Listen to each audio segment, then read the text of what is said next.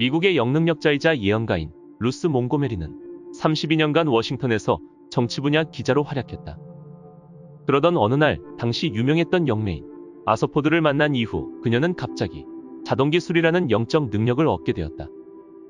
이 자동기술은 릴리라는 영혼과 다른 12명의 고차원의 영혼들에 의해 수행되었다. 자동기술을 이용해 타이핑된 내용은 루스 몽고메리 자신도 명상 상태에서 깨어난 뒤에 알 수 있었다고 한다. 루스 몽고메리의 지도령들은 우주, 신, 환생, 인류의 창조는 물론이고 외계인이 지구에 방문하는 이유와 인류에게 닥칠 큰 재난을 예언했다. 오늘은 고차원의 영혼이 전한 창조와 환생의 비밀, 나는 누구였던가 책의 내용 중 첫 번째 이야기를 해보겠다.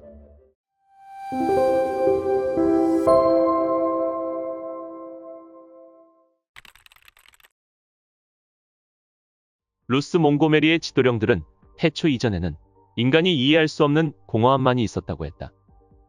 그것이 깨어나는 순간에 우주의 시간과 공간이 시작되었다. 그러나 우리가 신이라고 부르는 힘은 그 전부터 항상 존재했다. 왜냐하면 신이 없으면 존재하지 않음조차 존재할 수 없기 때문이다. 루스 몽고메리는 신의 기원에 대해 질문했고 지도령들은 이렇게 대답했다. 다음과 같은 이유 때문에 우리는 그 질문에 대답할 수 없다.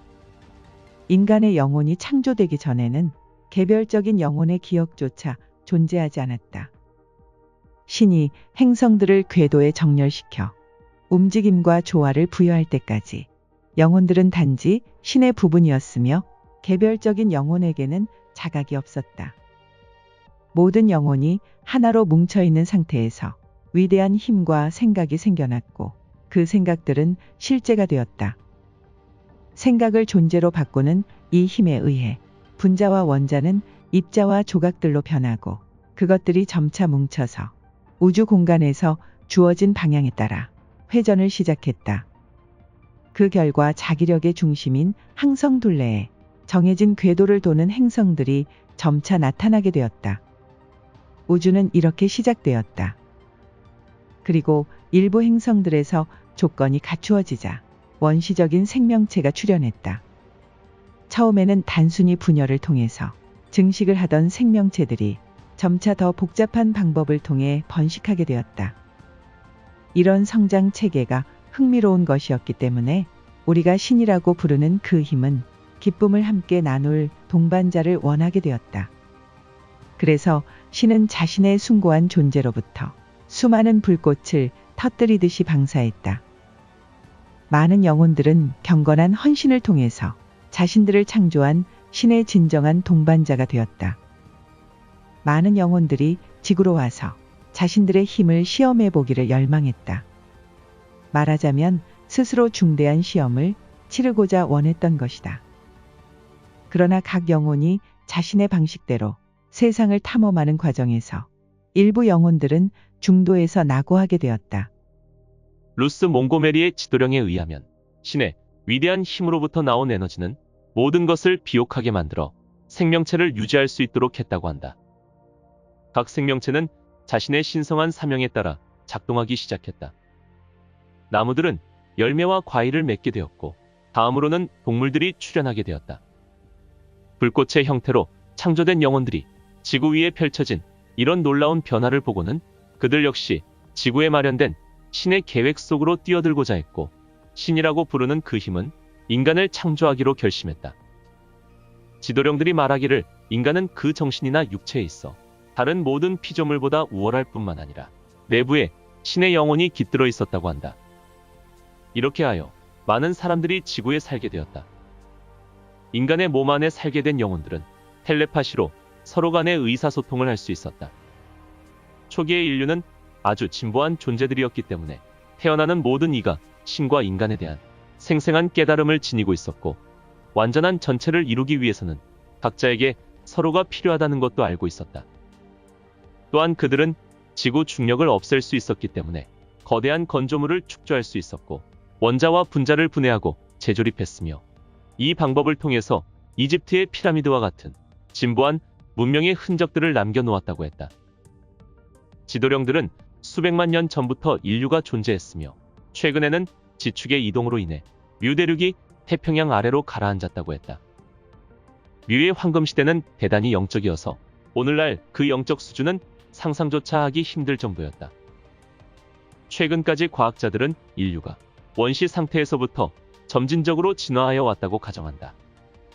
그러나 만약 초기 인류가 원시적인 동굴 거주자였고 문명의 발전에 따라 점진적으로 진화해 온 것이라면 오늘날의 언어보다 훨씬 더 세련된 문법 구조를 지닌 고대의 언어와 문명의 흔적은 어떻게 설명할 수 있겠는가?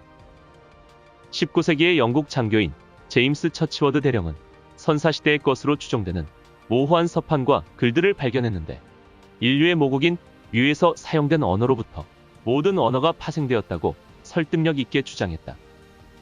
그는 다양한 고대 언어에서 많은 알파벳 기호들을 발견했는데 그것들은 현재의 알파벳과 동일하고 잊혀진 레무리아 대륙에서 파생되었다는 것을 알 수 있었다. 지도령들은 초기 인류가 창조력과 완벽하게 조화를 이루고 있었기 때문에 그 시대에는 고통이나 질병이 존재하지 않았다고 했다. 흥미롭게도 성서의 창세기에도 초기 인류의 선조들이 거의 1000년 가까이 살았던 것으로 기록되어 있다. 그러나 오랜 세월에 걸쳐 지구가 식어가면서 수많은 지각 변동이 일어났다. 지도령들은 현 인류가 또 다른 지각 변동을 맞이할 것이라고 했다.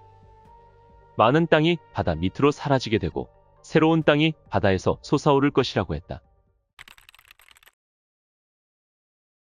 지도령들은 그 시절의 때때로 다른 행성계의 영혼들이 지구를 방문했었다고 말한다. 그 영혼들이 자신의 행성에 있을 때는 완전히 다른 모습이었지만 지구에 올 때는 인간의 형상을 취할 수 있었다. 그들은 원자를 조작함으로써 마음대로 나타나거나 사라질 수 있었다. 그들이 그런 일을 했던 이유는 지구인들도 지구의 물질적 집착과 결별하고 공기보다 가벼운 생각의 형태가 되면 지구인 역시 이런 능력을 다시 얻게 된다는 것을 보여주기 위함이었다. 사하라, 페루, 아프리카, 미국 등의 지역에서는 동굴 벽화가 발견된다. 그 동굴화에는 머리에 안테나 같은 것이 달려있고 부피 큰 우주복 같은 것을 입고 기계장치처럼 보이는 것을 들고 있는 낯선 모습이 강조되어 있다. 지도령들은 카르마의 법칙은 언제나 존재해왔고 심지어 영혼이 물질적 육체 안에 들어가기 전에도 그 법칙이 적용된다고 말했다. 카르마의 법칙을 어긴 사람은 반드시 보상해야 한다. 만약 그렇게 하지 않으면 그는 우리가 신이라고 부르는 창조력으로부터 단절될 것이다. 사람들은 행성과 같다. 어떤 행성은 별처럼 찬란하게 빛나는 반면 다른 행성은 창조적 계획 없이 그저 우주 공간을 끊임없이 맴돌 뿐이다. 신은 각 행성의 잠재력에 따라 어떤 행성에는 나무와 초원을 마련했고 다른 행성들에는 가스와 모래를 마련했다. 행성이란 단지 원자를 크게 확대해 놓은 복제품에 불과하다. 행성도 스스로 노력해서 발전해가는 존재라는 측면에서 볼 때 우리는 행성과 비슷하다. 그래서 인간은 행성처럼 그 나름대로 발전하도록 허락되었다. 지도령들에 의하면 어떤 종이 다른 모든 종을 위태롭게 하면 지상에서 그 종의 시간이 단축된다고 했다. 다른 종을 괴롭혔던 많은 초기의 종들은 이미 지구 행성에서 사라졌다. 만일 인간이 지구를 계속 오염시킨다면 인간도 어느 날 바로 그렇게 물질적 세계에서 사라지게 될 것이다. 공전공생은 우주의 법칙이다.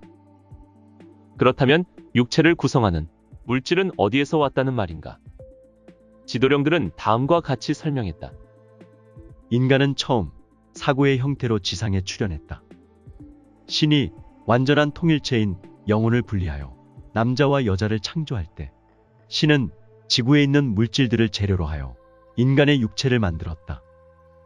창조라는 것을 하늘에서 커다란 손이 내려와 흙을 뭉치고 물과 광물을 혼합하여 형상을 만드는 것이라고 상상하지 말라. 창조란 신의 전능한 생각을 통해 존재의 구성 요소들이 완전한 존재로 결합되어 가는 것을 의미한다. 아틀란티스 또한 창의적인 사회였으며 사람들은 가스, 무기질, 식물을 가지고 실험하기를 좋아했다. 외계에서 온 존재들은 아틀란티스인들의 창조적 경향 때문에 특별한 매력을 느끼고 많은 시간을 아틀란티스에서 보내게 되었다. 비슷한 것끼리는 서로 끌리기 마련이다. 아틀란티스인들의 탐구적인 마음과 발명적 재능을 알아챈 외계인들은 아틀란티스의 더 매력을 느꼈다. 오늘날에도 발명이 많이 이루어지고 있는 서양에서 UFO가 주로 나타나는 것도 이러한 이유 때문이다. 미국의 영능력자인 에드가 케이시는 아틀란티스가 3번의 광범위한 대재난에 의해 부분적으로 무너지다가 결국은 사라지게 되었다고 말했다. 마지막 이변은 기원전 1만 년에 발생했다고 했는데, 이 시기는 플라톤이 마지막 파괴의 시기로 언급했던 때와 거의 일치하고 있었다. 대륙이 바다 아래로 사라져서 완전히 잊혀진다는 것이 너무 비현실적인 것 같은가? 펜실베니아의 석탄 퇴적물은 그 지역이 적어도 23번 수면 아래 위로 융기와 침몰을 반복했음을 시사해준다. 미 대륙의 식물과 동물의 분포도 대서양의 한때 거대한 대륙이 존재했었다는 증거로 볼 수 있다. 지도령들은 아틀란티스 시대에는 동성애가 만연했었다고 전했다. 동성애는 현생의 성별과 반대의 성별을 살았던 과거생의 영향 때문인데, 그 시대에는 많은 사람들이 자신의 영혼의 반쪽이 누군지 알 수 있었기 때문이다. 환생은 인간의 진보에 반드시 필요한 것이다. 물질적 육체 안에 있을 때 영혼은 창조주와 다시 하나가 되기를 갈망한다. 비록 그 길이 험할지라도 많은 영혼들이 그 길을 따르고 있으며 다시는 육체로 환생할 필요가 없는 완성된 영혼이 되어 신과 재결합을 하기도 한다. 일부 영혼들은 육체로 환생하는 영혼들을 돕기 위해 영적 형태로 남는 쪽을 택한다. 이 영혼들은 환생한 영혼들의 명상과 꿈을 통해 그들이 고차원의 자아에 도달할 수 있도록 돕는다.